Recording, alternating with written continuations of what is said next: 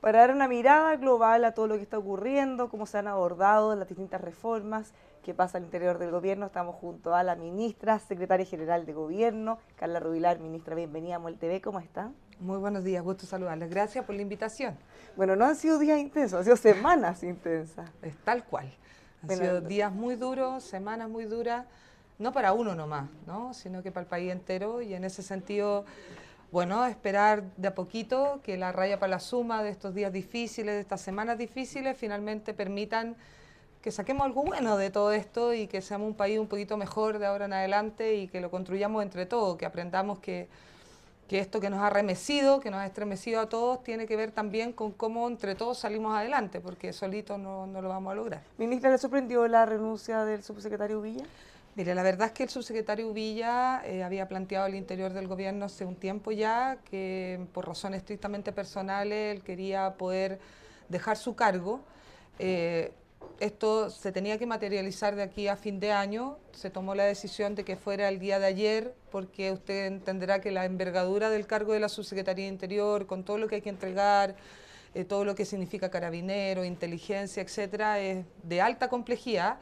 Y por lo tanto, si él iba a terminar finalmente su mandato de aquí a fin de mes, tenía que entregarle a alguien y hacer este proceso de traspaso bien hecho. Y en ese sentido se tomó la decisión de informarlo ayer para poder hacer ese proceso con el subsecretario Gali, quien va a tomar esta tremenda responsabilidad. ¿Tendrá que ver en algo con la salida del ministro Chadwick en su momento? En estricto rigor, el subsecretario Villa hace ya tiempo atrás había manifestado esta necesidad de salir y en ese sentido, qué duda cabe que la dupla Chadwick-Villa era una dupla muy afiatada, se llevaba muy bien, trabajaron mucho tiempo juntos, hicieron un gran trabajo, pero él había tomado esta decisión hace un tiempo atrás que tenía que materializarse aquí a fin de año. ¿Y esta salida usted cree que puede contribuir a mejorar el ambiente, mejorar el estado de ánimo de las cosas que están muy tensas también entre el gobierno y la oposición? La verdad que nosotros somos muy agradecidos del subsecretario Villa, del trabajo que realizó, no solamente ahora, sino que en el mandato del primer gobierno del presidente. Le deseamos el mejor de los éxitos, le agradecemos enormemente todo su trabajo, sus dedicaciones. Esto tiene alto costo. Para todas las personas que llegan al gobierno, no solamente en este gobierno, sino en todos, ser parte del gobierno es difícil. Imagínense lo que es ser parte del gobierno en una crisis como la que estamos viviendo ahora. Y bueno, el subsecretario Gali tiene todas las capacidades, está formado, fue subsecretario de las Fuerzas Armadas, es un hombre muy dialogante, yo creo que lo va a hacer muy bien. Tenemos muchas expectativas en el trabajo que pueda hacer, obviamente también en dupla con el ministro del Interior. Ministra, ¿se limaron las asperezas que surgieron en algún momento con la UDI por el supuesto escaso respaldo que se le había dado por parte del gobierno al entonces ministro Chadwick, o ahora ex ministro en realidad? Bueno, la verdad es que ahí Hay un dolor ahí presente en la UDI, nos han dicho. es que obviamente tiene que haber un dolor ahí porque sin duda alguna a la UDI le duele mucho que haya terminado con una acusación que prosperó contra el exministro Chadwick. Es un hombre muy importante dentro de la UDI, un hombre muy importante dentro del gobierno, nos ayudó a ganar 2 veces la elección presidencial. ¿Usted siente que faltó apoyo del gobierno? Nosotros de verdad y con convicción lo digo, hicimos todo lo que de nosotros dependía para poder defender a un gran exministro. Pero entendemos también lo que siente la UDI, si no fue fácil esto. El ministro Wall lo dijo en una entrevista, el mismo exministro Chadwick lo dijo, dio las gracias al ministro Blumel, al gobierno, al presidente, y bueno, lo sentimos mucho y lo dijimos. Nosotros creemos que lamentablemente la acusación constitucional en contra del exministro Chadwick, enarbolando las banderas de la justicia, terminó siendo un acto muy injusto. Pero bueno, tratamos de hacer lo máximo posible, no se pudo y sabemos que al final del día, y estuvimos en una reunión con él el día de ayer, el ministro Chadwick hizo lo máximo que podía hacer y no dio ninguna otra instrucción que no fuera a respetar estrictamente los derechos humanos, y eso nos consta a los que estuvimos con él en esos días tan difíciles. Y en ese sentido, la salida del subsecretario Villa se conocía antes de la acusación contra el ministro Chadwick. Sí, efectivamente, él había manifestado antes de la acusación del ministro Chadwick que él quería dejar el cargo por razones personales y no tiene nada que ver con que se haya materializado la acusación, sino que tiene que ver con un proceso que se cumplió y él había manifestado que creía que tenía que dejar el cargo porque esto probablemente ya había cumplido un ciclo y estaba teniendo un costo muy alto también en su vida personal. Ministro, ¿usted cree que ya con esto se puede dar por superado la etapa de las acusaciones constitucionales? También vimos una que no prosperó contra el presidente Piñera.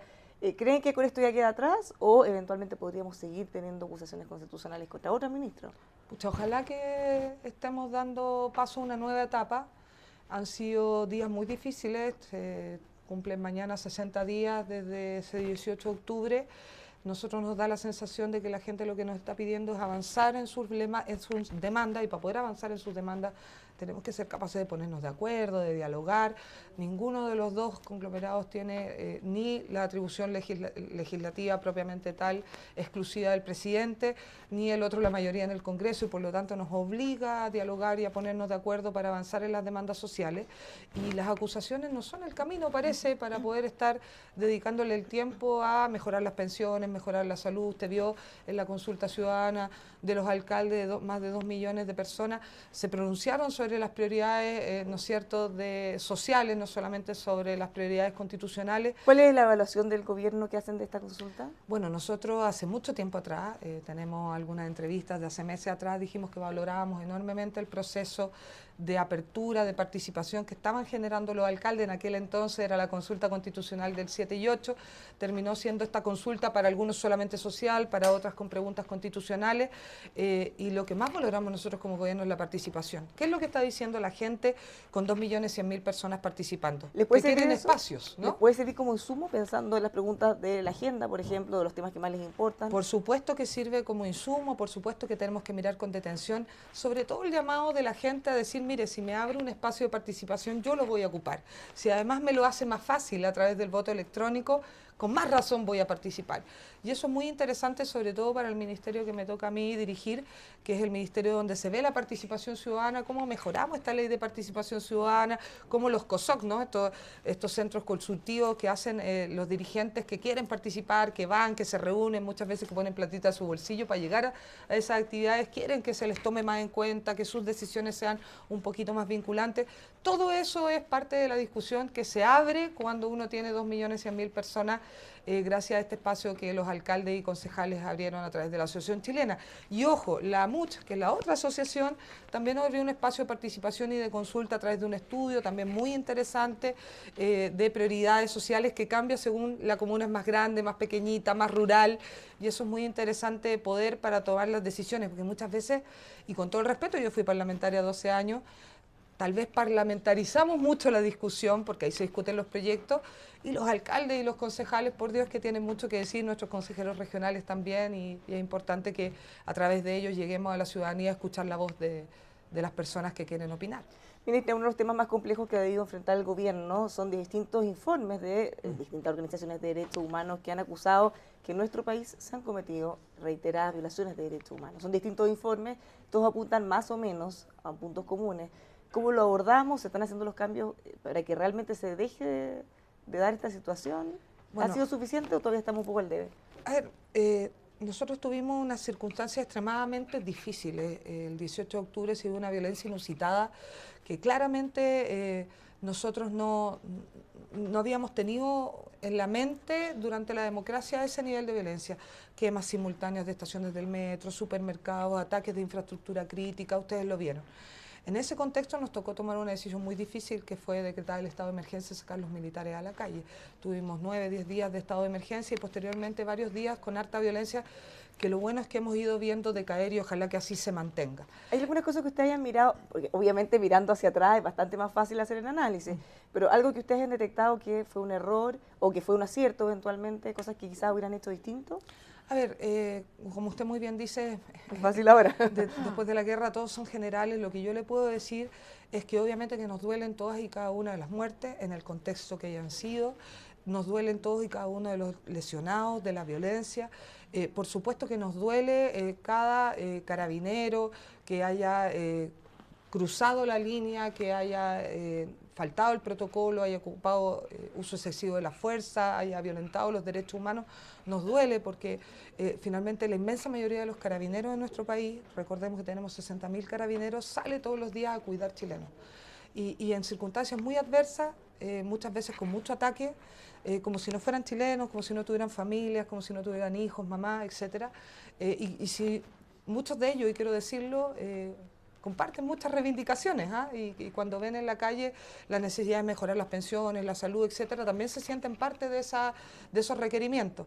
Y en los informes, por supuesto que nos duele las vulneraciones en materia de derechos humanos, nos duele los casos como Gustavo Gatica, como Fabiola Campillay, nos duele el caso de Diego, nos duele el caso de Natalia, y para eso estamos tomando muchas medidas, y por eso el ministro Blumen generó este consejo, ¿no es cierto?, para lo que es una transformación de Carabineros, para poder tener Carabineros mucho mejor preparados, mucho mejor formados en materia de derechos humanos, con mejores herramientas. Ahora, eso es como en un mediano largo plazo, ¿no? Porque sí, tenemos que todavía hacernos cargo del corto. Sí, pero también se tomaron ciertas medidas. Usted vio que el general director reconoció que teníamos más de 800 sumarios, investigaciones administrativas, que se habían tomado sanciones ya administrativas, algunos desde la salida de Carabineros, otros lo que son las censuras, amonestaciones y otras, y todos los antecedentes pasados del Ministerio Público para que sea la justicia en un Estado de Derecho donde impera, donde el Instituto Nacional de Derechos Humanos, la Defensoría de la Niñez pueden hacer su trabajo, finalmente sean los tribunales, como lo dijo la Corte Suprema, quienes tomen las medidas pertinentes para sancionar y condenar cuando esto amerite. Pero en ese contexto nosotros también, y el general director lo dijo, se hizo un cambio, por ejemplo, ahora Fuerzas Especiales va a depender de las zonas, va a haber un control mayor, se están tomando más medidas en lo inmediato en materia de control de Carabineros, porque nos interesa que haya medidas de corto, mediano y de largo plazo, donde en las mediano y largo plazo también le pedimos ayuda al Congreso, porque necesitamos que los proyectos de modernización de Carabineros avancen, que ya llevan bastantes meses en el Parlamento. Por un lado tenemos dos sensaciones o dos ramas de la opinión pública, una que condena o critica, que sigan habiendo, pese a todos estos informes, siguen habiendo algunas denuncias de excesos policiales, se ha acusado en la última hora de que el contenido de los lanzaguas tenían soda cáustica y se han ido incrementando las denuncias, y por otro lado, gente que ve con temor que cada vez se le van quitando más, no sé si atribuciones o por lo menos herramientas para poder disuadir. Hemos visto en distintas cortes, entonces Carabineros cada vez tiene más complicado su trabajo. ¿Cómo compatibilizamos estas dos visiones? Es tal cual, como usted lo dice, porque finalmente está esta falsa dicotomía entre el orden público y la seguridad y los derechos humanos, como si el que quisiera apoyar los derechos humanos estuviera en contra del orden público y el que apoya el orden público estuviera en contra de los derechos humanos, y eso no es así. ¿Es una dicotomía que han tenido en el gobierno? Tenemos que ser, es una dicotomía que finalmente se ha instalado y que nosotros creemos como gobierno que tenemos que ser capaces de congeniar, porque finalmente tenemos que ser capaces de resguardar el orden público y la seguridad que le permita a la gente hacer su vida normal y por lo tanto cuida y valida sus derechos humanos de tener libertad y poder desarrollar la vida plena que quiera desarrollar, con que ese orden público y seguridad se haga con estrictos cánones en materia de protección de derechos humanos. Y hacia allá estamos avanzando en lo que es la modernización y transformación de las policías. Nosotros queremos policías que tengan mejores herramientas, que tengan más tecnología, que sepan mejorar sus procedimientos para obviamente controlar de mejor forma el orden público y la seguridad, y por eso Alemania nos está ayudando, por eso España nos está ayudando, y por eso obviamente también estamos tomando protocolos como en el caso de ONU Mujeres para lo que es el trato de las mujeres en materia de detenciones, etcétera. Y por lo tanto, de estos 60 días que han sido duros, que han sido difíciles, esperamos poder sacar una policía mucho mejor y esperamos también que la gente entienda que es fundamental tener una buena policía respetada y querida, porque finalmente si no tenemos una policía respetada y querida, nadie va a resguardar también nuestros derechos a vivir en seguridad y en libertad. Así que a ambos lados decirles que tenemos que ser capaces de congeniar el orden público con un respeto irrestricto en materia de derechos humanos. Ministra, hemos tenido jornadas bastante más tranquilas de las que tuvimos en semanas anteriores. ¿En el gobierno esperan que esto se mantenga así o se cree o se estima que podríamos volver a tener una escalada de violencia quizá los próximos días, quizá en marzo? O sea, nosotros aspiramos a que la violencia ojalá vaya desapareciendo. Yo quiero decirle de que cuando aparece la violencia, cuando nosotros la vemos en medios de comunicación, cuando se transmite hechos de violencia en diferentes partes de nuestro país, no solamente en Santiago, finalmente no podemos hablar de nada que no sea violencia. Y eso es muy malo para las reivindicaciones legítimas que la gente quiere y que finalmente marchó más de 2 millones de personas. Cuando nosotros decimos cómo queremos avanzar hacia un cambio del sistema de pensiones o de la seguridad social en materia de salud, cómo finalmente mejoramos las condiciones de vida de los chilenos, cómo mejoramos su ingreso, cómo finalmente enfrentamos el desempleo, la destrucción de las pymes, que lo vamos a ver lamentablemente por esta crisis, eso no se puede conversar, eso no se puede dialogar cuando nosotros tenemos violencia en las calles. Por lo tanto, nuestro esfuerzo esfuerzo y nuestro trabajo va hacia avanzar en una agenda que se convierta en acción social. Sentimos que la gente ve mucho proyecto de ley, pero finalmente lo que quiere es ver una mejora en sus pensiones, que el bono se pague y, por ejemplo, vamos a ver el bono pagado en los próximos días, ya aumentaron las pensiones básicas solidarias. Y para terminar el tema de la violencia, ¿el gobierno se ha sentido en el momento acorralado respecto al apoyo para poder combatir la violencia y la delincuencia? ¿O han sentido un apoyo transversal de todos los sectores políticos en algún momento, desde el principio? O sea, nos ha faltado herramientas y por eso está la agenda de seguridad pública que ha presentado el ministro Blumel. ¿Pero ha sentido el apoyo político, respaldo, o más crítica que apoyo? Hemos sentido mucho más respaldo de que podríamos haber sentido hace unos años atrás. O sea, las mismas leyes anti-encapuchados que en algún momento se rechazaron en el Congreso Nacional hoy avanzan. Las mismas leyes antibarricadas que en algún momento se vieron muy cuestionadas, hoy día se entiende que son necesarias entregar esa herramienta en el entendido de que son personas que generan la violencia. Nada va a sancionar un manifestante pacífico que respeta a los demás. Todo va en tratar de sancionar a quienes generan violencia, generan disturbios, generan saqueo. Ese es el esfuerzo porque finalmente ellos dañan a todos. Mire cómo han quedado nuestros pequeños emprendedores, nuestros pequeños comerciantes que finalmente han visto destruido todo el trabajo de toda una vida. Hacia ellos van dirigidos, hacia esos vándalos van dirigidos esas leyes y no contra el manifestante pacífico. Y en ese contexto entendemos que muchos en el Congreso han entendido que es necesario entregar mayores herramientas. Todavía no quedan algunos que omiten un poco la condena a la violencia, más que validarla, la omiten. ¿Como quién? Nosotros creemos que hay sectores políticos que no han sido tan claros ni tan explícitos en las condenas a la violencia y creemos que en esto hay que ser muy claro, no hay que tener doble estándar, porque cuando se genera violencia y destrucción se daña habitualmente a los más vulnerables. Mire la destrucción del metro. ¿A quién daña la destrucción del metro hacia la línea 4 que va hacia Puente Alto, que no va a poder estar lista hasta fines del 2020? ¿A quién? A la gente que hoy día se demora 2 horas y media nuevamente arriba de un transporte público cuando antes había mejorado tanto se le debía con la llegada del metro. Ministra, ayer en la Cámara se aprobó en la Comisión de Constitución el acuerdo que habían llegado las comisiones técnicas para el proceso constituyente. ¿Qué le parece que el Partido Comunista se haya arrestado, haya votado en contra? Nadie permitió que se votara hoy día en la sala.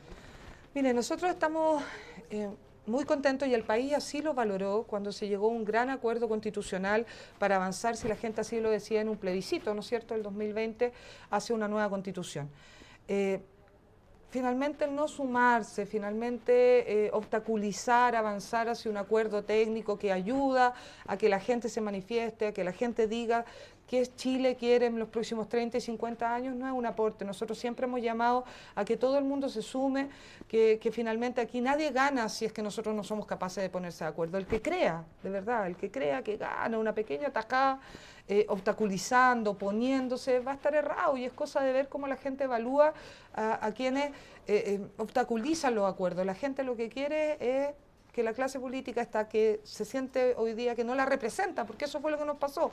La gente no se siente representada ni por el gobierno, ni por el Congreso, es cosa de ver cómo nos evalúan. Finalmente termine solamente peleando por un tema ideológico que es de uno del partido o de la coalición que representa. ¿Cómo ves lo que está pasando en la Cámara cuando se habla de las barras bravas? Ya lo veíamos hace unos días en la acusación constitucional contra el presidente Piñera. Hay diputados que han acusado muchas presiones. Y las vimos, yo estuve en el Congreso ese día, vimos las presiones sobre los parlamentarios que querían votar diferente.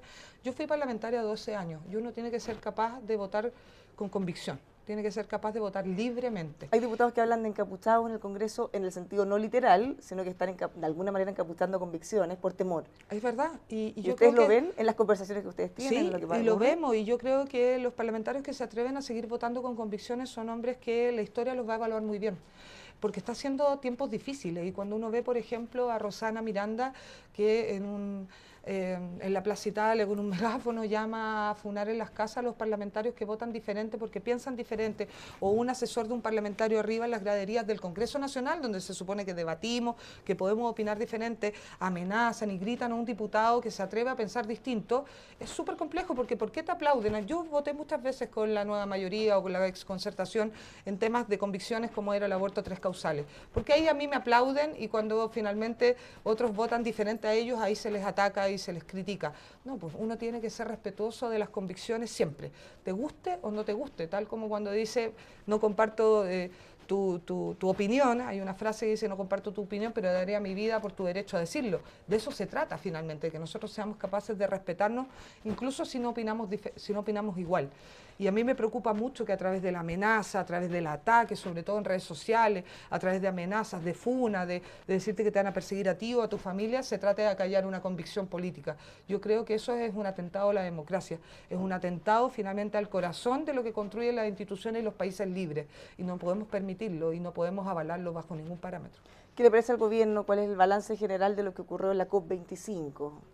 Se hablan de complejidades, de un fracaso en las negociaciones, y se ha culpado también el rol tanto de nuestro gobierno como de la ministra que estaba a cargo de la negociación. La COP25 fue una COP que nació muy difícil. Recordemos que Brasil decidió no tener esta responsabilidad bajo sus hombros, y frente a eso Chile decidió asumir este riesgo de organizar una COP en muy poco tiempo, porque significaba mantener la COP en Sudamérica y mostrar la vulnerabilidad de los países que somos poco emisores, porque los países que somos poco emisores como Chile estamos dentro de los más vulnerables. ¿Quién es el más vulnerable?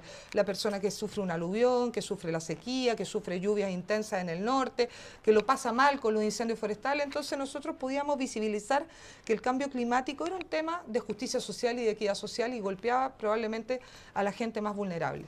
Decidimos tener este riesgo, pasó lo que pasó. ¿Fue un error asumir ese riesgo finalmente? No, yo creo que no fue un error, fue una convicción, porque finalmente la lucha es ahora, el tiempo era ahora de elevar la voz y decir: mire, ¿sabe qué, señores países grandes emisores? Necesitamos tener más ambición, necesitamos actuar ahora porque se nos acaba el tiempo.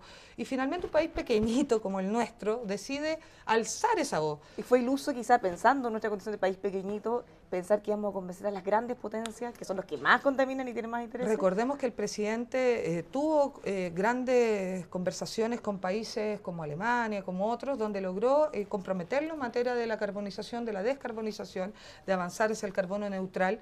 Lideró varios temas en materia de electromovilidad y lo seguimos haciendo.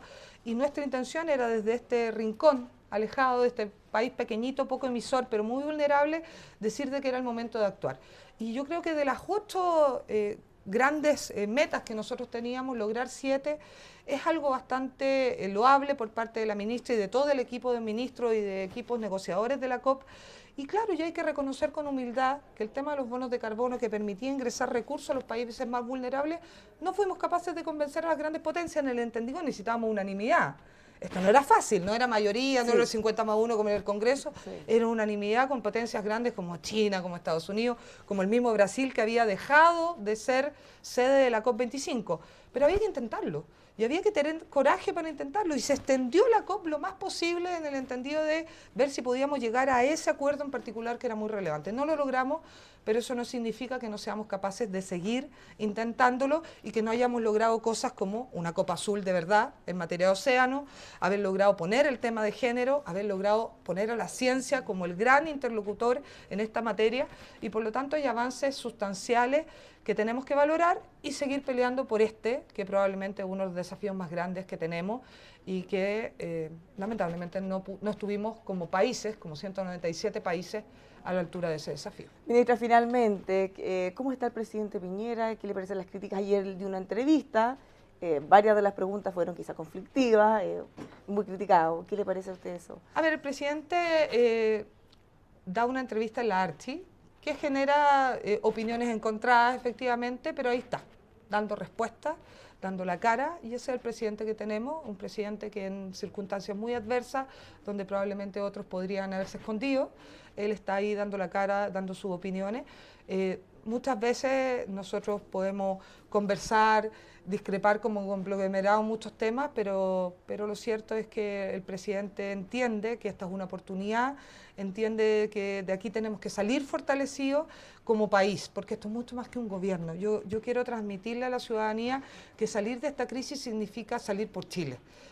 Los gobiernos pasan, terminan sus periodos, se eligen nuevos gobiernos, pero lo importante es ver cómo salimos de esta crisis todos más unidos y pensando en un país un poquito más allá de las nuevas generaciones, de los nietos incluso. Yo creo que ese es el desafío que nosotros tenemos que entender. No centrarse en un presidente en particular, en un gobierno en particular, sino entender cómo construimos un Chile mejor. Si somos capaces de entender ese desafío, probablemente todo lo que vivimos en estos 60 días, bueno y malo, va a haber valido la pena. Ministra, muchas gracias por habernos acompañado esta mañana en EMOL TV. No, muchas gracias a ustedes por la invitación. Los dejamos invitados a que sigan informándose junto a nosotros en emol.com.